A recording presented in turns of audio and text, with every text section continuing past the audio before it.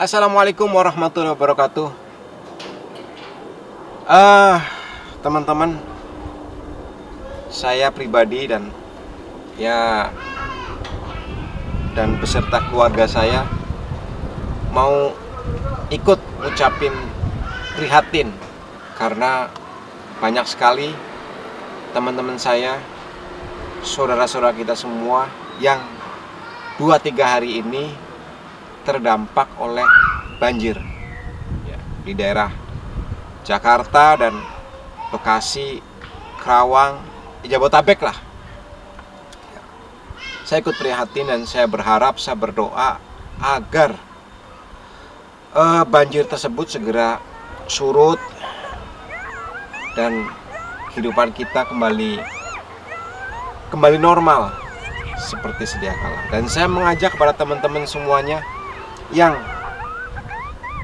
tidak terkena banjir, yang ada sedikit rezeki berlebih, ya mari kita bantu saudara-saudara kita tersebut yang terdampak banjir, entah itu pakaian bekas atau makanan, obat-obatan, selimut, uang, ya apa sajalah mari kita sumbangkan ke saudara-saudara kita tersebut. Di sini saya juga mengucapin rasa kekecewaan saya terhadap ya pihak-pihak yang berwenang, entah itu pemerintah daerah ataupun pemerintah pusat, dalam hal ini Kementerian PUPR. Misalkan di Jakarta saya kecewa terhadap Anies Baswedan, di Jawa Barat, Bekasi, saya kecewa terhadap Wali Kota Bekasi, Bupati Bekasi, maupun Pak Gubernur Ridwan Kamil. Karena ya kita harus jujur, kita harus legowo, kita harus kesatria bahwa ya Bapak sebagai para pejabat yang berwenang ya gagal dalam menangani wabah banjir ini yang sebenarnya setiap tahun itu berulang. Desember, Januari, Februari. Setiap tahun berulang dalam musim penghujan. Sekali lagi, Desember, Januari, Februari. Ya, apa kita nggak pernah belajar gitu loh, agar banjir ini tidak terjadi. Ya mengertilah, saya mengerti bahwa banjir itu karena faktor alam, tapi banjir adalah musibah yang bisa kita cegah atau kita minimalisir. Dan banjir juga terjadi karena kesalahan kita sendiri gitu. Itu yang saya kecewa, bahwa pemerintah yang berwenang baik daerah maupun pusat itu gagal dalam mengatasi bencana banjir ini. Kita nggak butuh penjelasan, kita nggak butuh banyak alasan Bapak di depan media. Alasannya karena curah hujan tinggi, karena ini, karena itu. Kita nggak butuh alasan. Kita mempertanyakan apa yang sudah Bapak lakukan, yang real, aktual. Kok ternyata Bapak selama menjabat, misalkan Pak Anies sudah 3 tahun lebih, Pak Ridwan Kamil sudah ya berapa tahun, 2 tahun mau 3 tahun gitu ya. Pak Jokowi sudah berapa? Pak Jokowi itu sudah jadi presiden mau 7 tahun, tapi ternyata banjir ini terjadi, tetap terjadi. Tuh. Dulu katanya Pak Presiden Jokowi kalau misalkan berhasil menjadi presiden, katanya akan lebih mudah mengatasi banjir dan macet. Tapi kenyataannya apa? Sudah 7 tahun Bapak menjabat sebagai presiden, tapi ternyata banjir masih ada. Jadi oke lah, bahwa ya bersatu gitu loh antara pemerintah pusat dan daerah. Pak Anies dan Pak Jokowi, Kementerian PUPR, Pak Ridwan Kamil, bagaimana banjir ini tidak terjadi lagi. Misalkan banjir lokal, banjir kan kita kelompokkan menjadi 3 aja lah.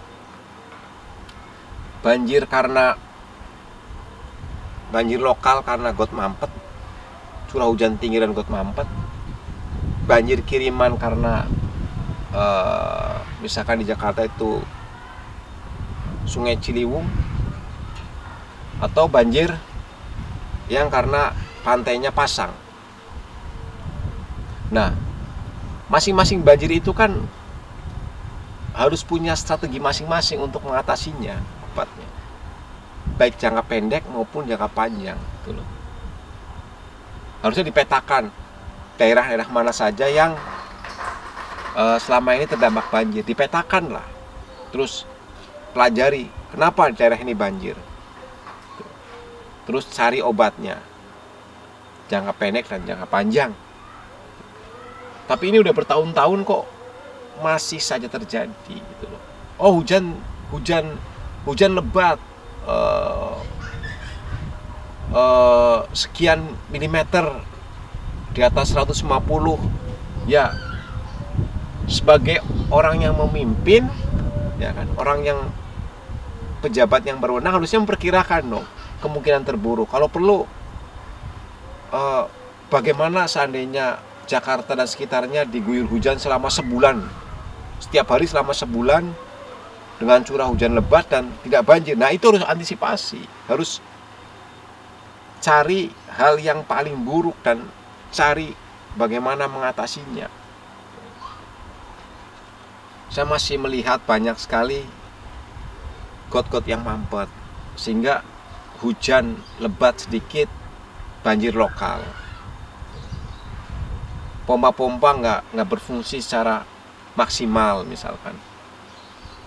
Terus pompa-pompa dari tahun ke tahun jumlahnya bertambahnya kurang signifikan.